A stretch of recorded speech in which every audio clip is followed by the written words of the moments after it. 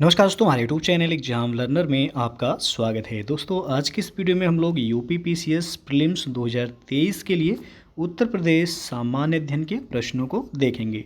आपको पता होगा कि यूपी स्पेशल से करीब 6 से 7 क्वेश्चन यूपी पीसीएस एग्जाम में पूछा जाता है। करंट अफेयर्स को भी शामिल कर लिया जाए तो करीब 10 क्वेश्चन यूपी स्पेशल से आपको देखने को मिलता है। तो आज हम लोग इस वीडियो में केवल जीएस यानी कि सामान्य अध्ययन के जो प्रश्न हैं यूपी स्पेशल से उसको हल किया जाएगा। तो वीडियो को आप लोग लाइक शेयर कर दीजिएगा। चैनल पर पहली बार आए हैं तो चैनल को सब्सक्राइब कर लीजिएगा, साथ में बेल आइकन को प्रेस कर लीजिएगा जिससे आने वाले अगले वीडियो का नोटिफिकेशन आपको पहले मिलता रहे। तो आइए शुरू करते हैं आज का क्वेश्चंस। तो पहला प्रश्न यहाँ पे दिया हुआ है कि विश्व भारती पुरस्कार के तहत वर्तमान में कितनी नगद राशि दी जाती है। तो आपको पता होगा यहाँ पे कि विश्व भारती पुरस्कार ये उत्तर प्रदेश सरकार के द्वारा दिया जाता है, जिसमें 5,01,000 रुपये पुरस्कार राशि इसमें दिया जाता है। तो बी ऑप्शन बिल्कुल यहाँ सही होगा। दूसरा क्वेश्चन है कि उत्तर प्रदेश संस्कृत संस्थान की स्थापना कब हुई थी। तो यहाँ विकल्प जो दिया गया है सी ऑप्शन सही हो जाएगा। उत्तर प्रदेश संस्कृत संस्थान की स्थापना 31 दिसंबर 1976 को किया गया था।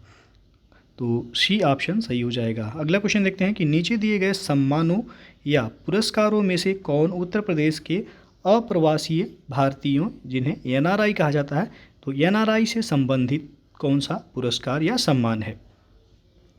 तो यह है उत्तर प्रदेश प्रवासी भारतीय रत्न पुरस्कार जो कि एनआरआई को दिया जाता है। यहाँ पे ए ऑप्शन बिल्कुल सही हो जाएगा। चौथा प्रश्न देखते हैं कि भारत भारती पुरस्कार किस क्षेत्र में उत्कृष्ट योगदान हेतु प्रदान किया जाता है। तो यह पुरस्कार साहित्य के क्षेत्र में उत्कृष्ट योगदान के लिए दिया जाता है। भारत भारती पुरस्कार, यहाँ पे डी ऑप्शन बिल्कुल सही हो जाएगा। अभी जो लेटेस्ट भारत भारती पुरस्कार जो दिया गया है, आप जो है कमेंट बॉक्स में कमेंट करके बताइएगा कि उत्तर प्रदेश के किस व्यक्ति को अभी हाल ही में जो है भारत भारती पुरस्कार दिया गया है। अगला क्वेश्चन देखते हैं कि संगीत के क्षेत्र में इनमें से किस पुरस्कार से सम्मानित किया जाता है। तो संगीत के क्षेत्र में जो है आपका ए ऑप्शन सही होगा। बेगम अख्तर पुरस्कार दिया जाता है, यहाँ पे ए ऑप्शन सही हो जाएगा।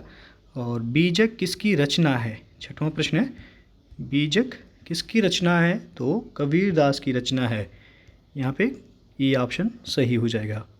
कबीरदास की रचनाओं का जो संकलन है वो बीजक में किया गया है। किस कारागार में पंडित राम प्रसाद बिस्मिल को फांसी दी गई थी। तो यहाँ पे आप देख सकते हैं कि सी ऑप्शन सही हो जाएगा। गोरखपुर जेल में पंडित राम प्रसाद बिस्मिल को फांसी दी गई थी। ये क्वेश्चंस कई बार यूपी पीसीएस में जो है पूछा गया है। और किसे हिंदी खड़ी बोली का जनक माना जाता है। तो आपका ऑप्शन जो सही हो जाएगा यहाँ पे ए ऑप्शन अमीर खुसरो को हिंदी खड़ी बोली का जनक माना जाता है। और निम्नलिखित खिलाड़ी एवं उनके खेल में कौन सही सुमेलित नहीं है। तो यहाँ पे आप देख सकते हैं कि दिया गया यहाँ पे सैयद मोदी का संबंध जो है क्रिकेट से, तो ये आपका गलत है। बाकी जगबीर सिंह का संबंध हॉकी से है, नरसिंह यादव का कुश्ती से, अभिन्न श्याम गुप्ता का संबंध है बैडमिंटन से। और अगला क्वेश्चन है कि निम्न युग्मों में कौन सुमेलित नहीं है। तो यहाँ पे आप देख सकते हैं चंद्रशेखर आज़ाद का संबंध दिया गया है लखनऊ से, तो ये आपका गलत हो जाएगा। चंद्रशेखर आज़ाद ये आपका उन्नाव से संबंधित हैं। मोतीलाल नेहरू का संबंध प्रयागराज से है, सही है। लक्ष्मीबाई का संबंध झांसी से है। सर सैयद अहमद खां का संबंध दिल्ली से है। तो आपसे पूछा गया था सुमेलित नहीं है, ये ऑप्शन सुमेलित नहीं है। अगला क्वेश्चन देखते हैं कि तुलसीदास की पत्नी का नाम पूछा गया है क्या है। तो तुलसीदास की पत्नी का नाम आपको पता होगा रत्नावली है, बी ऑप्शन से हो जाएगा। उनकी माता का नाम था हुलसी और उनकी पत्नी का नाम है रत्नावली, बी ऑप्शन बिल्कुल सही हो जाएगा यहाँ पे। लाल बहादुर शास्त्री को भारत रत्न से कब सम्मानित किया गया था। तो इनको वर्ष 1966 में भारत रत्न पुरस्कार से सम्मानित किया गया था, बी ऑप्शन सही हो जाएगा। और ये भारत का सबसे प्रतिष्ठित या सबसे बड़ा पुरस्कार कह सकते हैं, भारत रत्न है। तो इनको 1966 में यह पुरस्कार दिया गया था। अभी हमने आपसे पूछा था कि जो इस बार का भारतीय पुरस्कार है, कई परीक्षाओं में पूछा जाता है, उत्तर प्रदेश सरकार के द्वारा दिया जाता है भारतीय पुरस्कार, तो यह किनको प्रदान किया गया है यह पुरस्कार भारतीय। तो जो है आप लोग कमेंट बॉक्स में कमेंट करिएगा कि यह पुरस्कार किसको दिया गया है। काफ़ी महत्वपूर्ण है, कई बार यह पूछा गया है क्वेश्चंस कि भारतीय सम्मान यह किन्हें दिया गया है इस बार का। अगला क्वेश्चन देखते हैं कि जवाहरलाल नेहरू ने डिस्कवरी ऑफ इंडिया की रचना किस जेल में की थी। तो अहमदनगर जेल में उनके द्वारा डिस्कवरी ऑफ इंडिया की रचना की गई थी। यहाँ पे डी ऑप्शन सही हो जाएगा। या कह सकते हैं हिंदी में कभी कभी पूछ लिया जाता है भारत एक खोज, यह किसकी रचना है। तो पंडित जवाहरलाल नेहरू के द्वारा लिखा गया डिस्कवरी ऑफ इंडिया। वो अहमदनगर जेल में इनके द्वारा ये रचना किया गया था। अगला क्वेश्चन है भारत में ब्रिटिश शासन काल में उत्तर प्रदेश के निम्नलिखित में से किस स्थान को रंग थिएटर के रूप में जाना जाता था। तो ये जाना जाता है जीपीओ लखनऊ को। यहाँ पे डी ऑप्शन बिल्कुल सही हो जाएगा। और राजीव गांधी राष्ट्रीय विमानन विश्वविद्यालय उत्तर प्रदेश में कहाँ स्थित है। तो यह फुर्सतगंज में स्थित है। यहाँ पे सी ऑप्शन बिल्कुल सही होगा। भारतीय शाक भाजी अनुसंधान संस्थान कहाँ स्थित है। तो कई बार पूछा गया ये भी क्वेश्चन कि भारतीय शाक भाजी अनुसंधान संस्थान उत्तर प्रदेश में कहाँ पे स्थित है। तो यह वाराणसी में है। सी ऑप्शन सही हो जाएगा। भारतीय वनस्पति शोध संस्थान कहाँ अवस्थित है, ये भी महत्वपूर्ण है। तो ये आपका लखनऊ में है। डी ऑप्शन सही होगा, याद रखिएगा। वनस्पति शोध संस्थान पूछा जाए उत्तर प्रदेश में कहाँ अवस्थित है, तो ये आपका लखनऊ में है। अगला क्वेश्चन देखते हैं कि उत्तर प्रदेश गन्ना अनुसंधान काउंसिल कहाँ पे अवस्थित है। तो ये आपका शाहजहाँपुर में है। डी ऑप्शन सही हो जाएगा आपका। और अगला प्रश्न है कि निम्नलिखित में से कहाँ विज्ञान नगरी अवस्थित है। तो विज्ञान नगरी के रूप में उत्तर प्रदेश का लखनऊ शहर को जाना जाता है। सी ऑप्शन सही हुआ।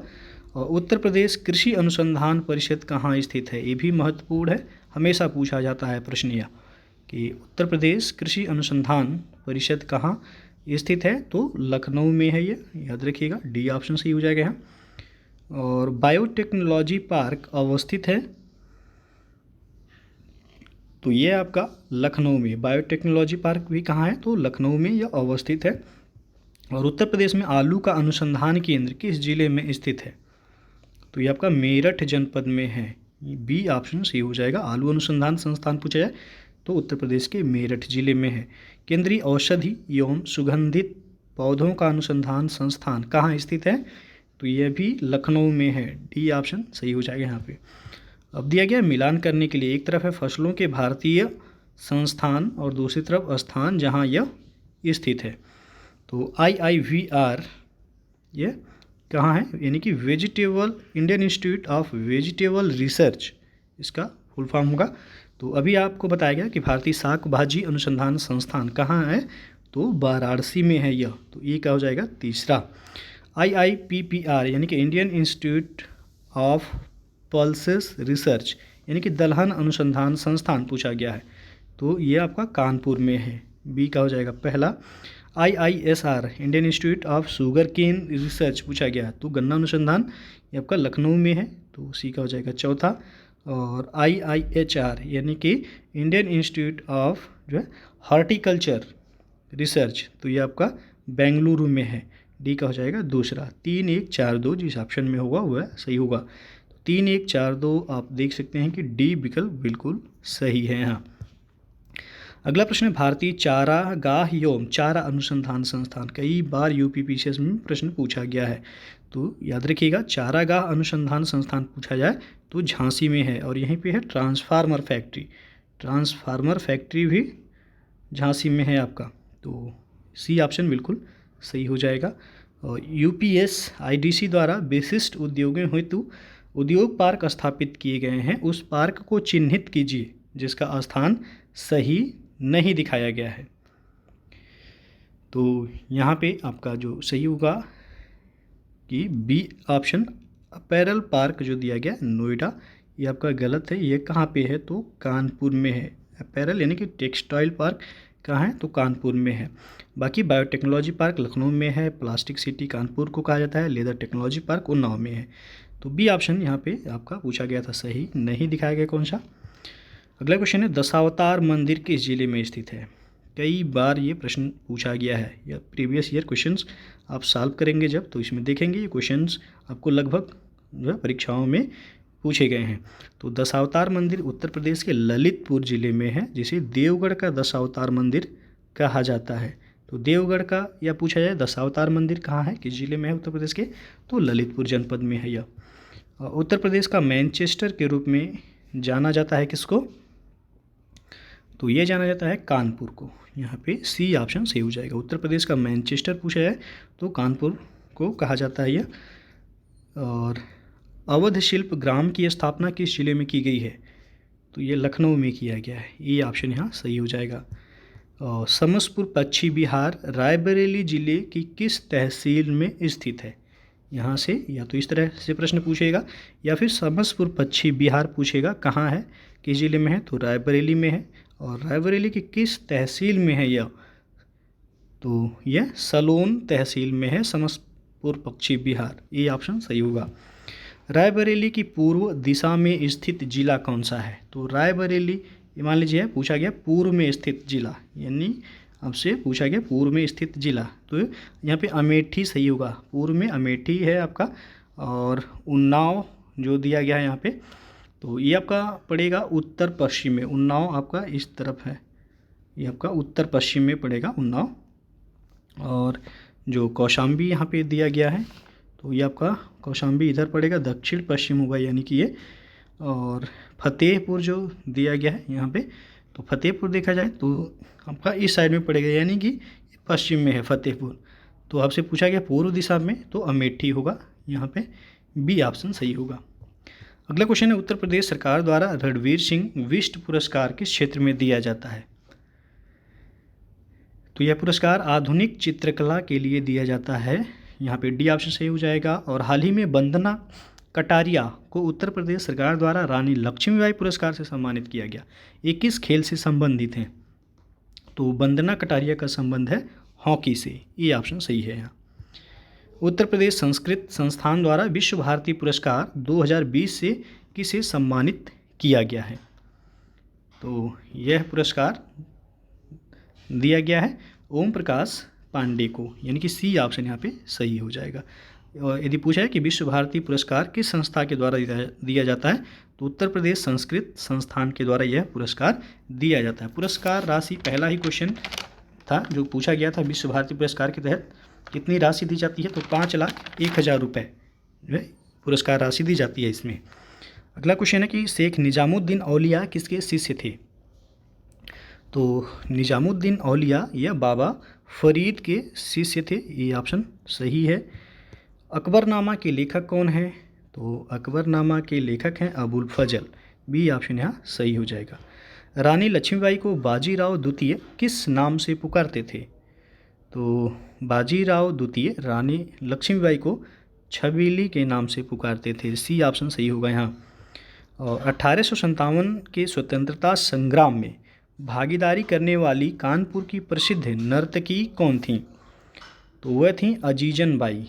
काफ़ी महत्वपूर्ण प्रश्न है ये, याद रखिएगा। 1857 के स्वतंत्रता संग्राम में भागीदारी करने वाली कानपुर की जो प्रसिद्ध नर्तकी थी, उनका नाम था अजीजन बाई।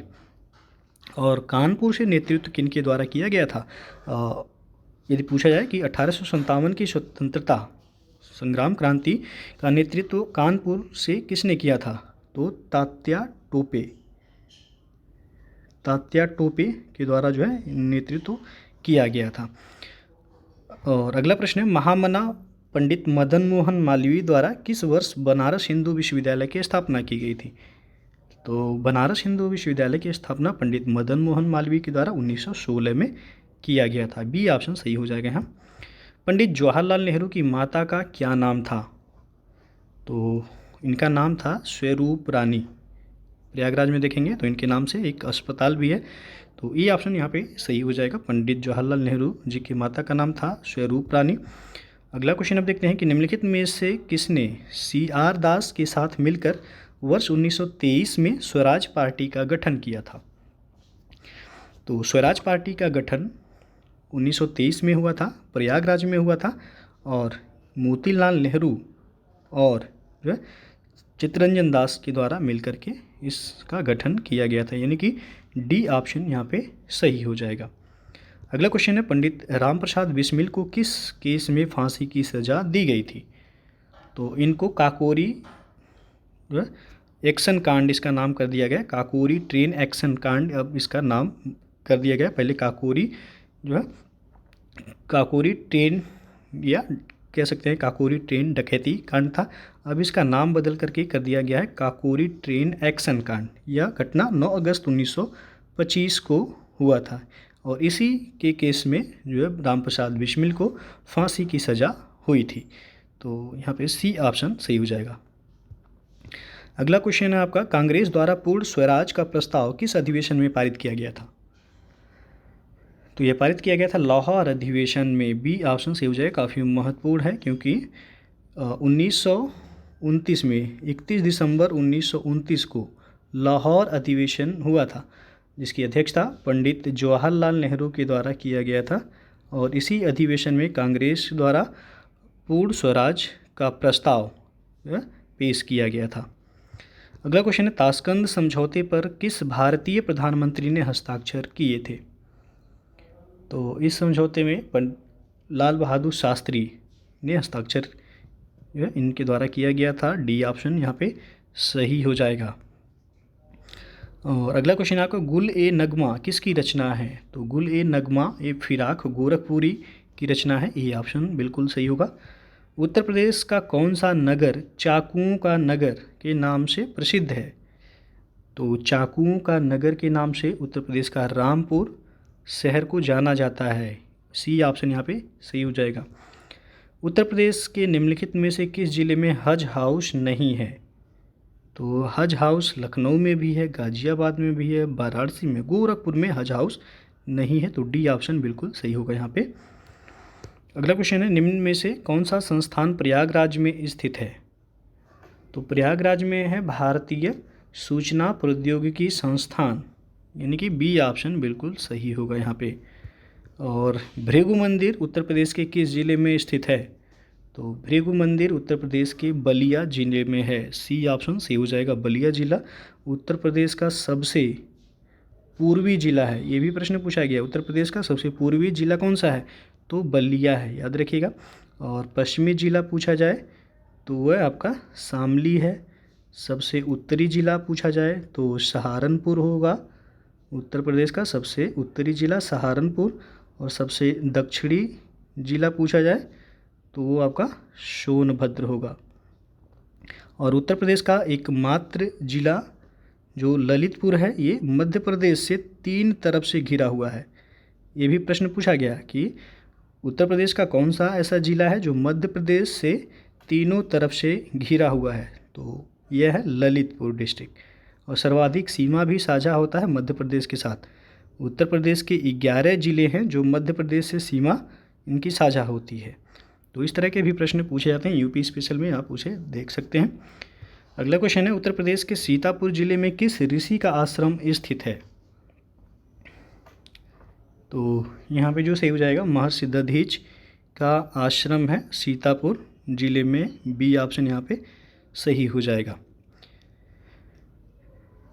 तो दोस्तों ये था आपका उत्तर प्रदेश स्पेशल के टॉप 50 क्वेश्चंस जो आपके यूपीपीसीएस एग्ज़ाम के लिए काफ़ी महत्वपूर्ण है और परीक्षा में यहाँ से प्रश्न आपको ज़रूर देखने को मिलेगा।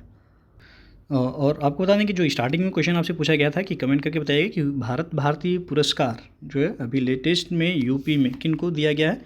तो यह पुरस्कार 2021 का दिया गया था 22 में और डॉक्टर रामनाथ त्रिपाठी को उत्तर प्रदेश भारत भारती पुरस्कार दिया गया है और यह 2021 का है, लेकिन यह पुरस्कार 2022 में दिया गया था।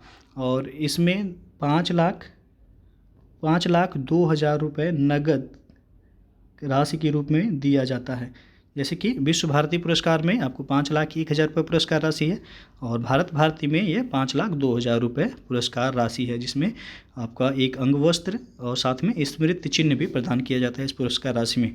तो यदि पूछा जाए भारत भारती सम्मान जो है किन्हें प्रदान किया गया, तो डॉक्टर डॉक्टर रमानाथ त्रिपाठी को दिया गया है। तो ये याद रखिएगा आप लोग। तो वीडियो अच्छा लगा हो लाइक शेयर कर दीजिएगा, चैनल को सब्सक्राइब नहीं किए हैं तो सब्सक्राइब कर लीजिएगा, साथ में बेल आइकन को प्रेस कर लीजिएगा, जिससे आने वाले अगले वीडियो का नोटिफिकेशन आपको पहले मिलता रहे। तो वीडियो को पूरा देखने के लिए बहुत बहुत धन्यवाद।